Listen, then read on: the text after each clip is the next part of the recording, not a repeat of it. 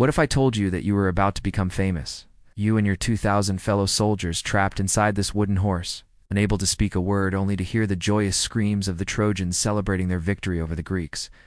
All around you, the horse begins to shake as the Trojans drag it through the streets. And just as they reach the city gate, the horse falls silent. The celebrations outside the horse grow louder and more intense. And finally, after what feels like an eternity, the gate begins to open.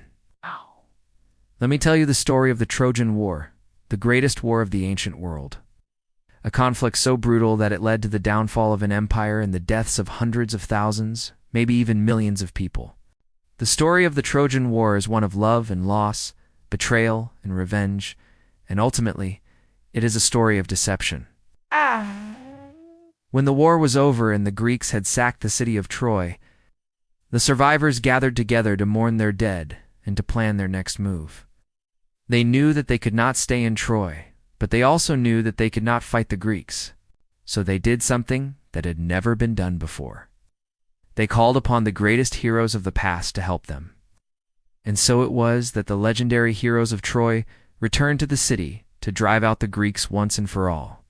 But the Greeks had a trick up their sleeves, a plan so devious that it would ensure the downfall of the Trojans.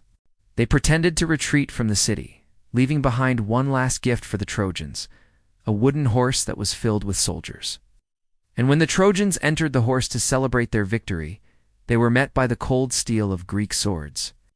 The Greeks had won, but at what cost?